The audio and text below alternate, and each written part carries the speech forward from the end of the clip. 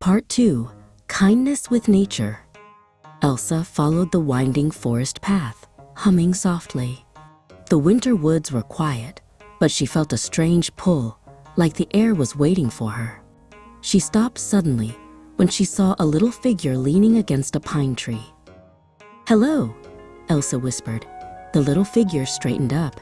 It was a snowman, but he was wide awake and looking a little worried.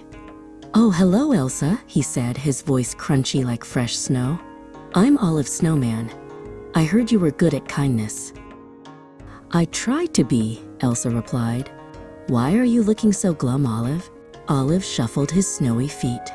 "It's the little creek just past this grove. It usually sings so brightly, but lately it's been quiet and muddy. The moss on the rocks looks tired." Elsa frowned. She remembered the special feeling she had when her magic shifted, when she realized her ice wasn't just for freezing, but for healing. She could crystallize impurities and make things pure again. "I think," she told Olive, "I might have a new kind of snow for that." They followed a tiny, brown trail until they reached the creek. It was sluggish and gray, carrying old leaves and dust. "See?" Olive sighed sadly. "The water feels heavy."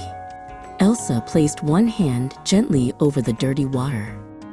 Closing her eyes, Elsa focused her power not on freezing the whole stream, but on filtering it.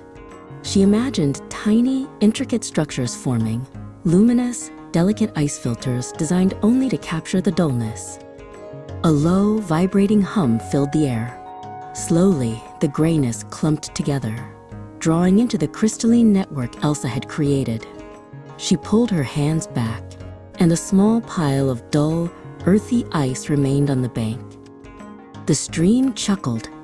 The water was sparkling, cleaner than glass, tumbling over the smooth river rocks. Suddenly, a patch of tiny emerald moss near the bank, which had been dull brown, unfurled and shone bright green in the sudden sunlight. "Oh, Elsa!" cried Olive, hopping with delight. "You didn't just clean it, you brought the color back. That was truly kindness with nature." Elsa felt a warmth spread through her chest. It was better than building the tallest castle. It was helping something live.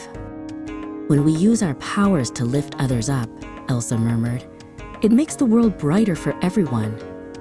She gave Olive a cheerful wave, promising to check on the flourishing woods again soon, and continued her walk, ready for whatever adventure Part 3 held.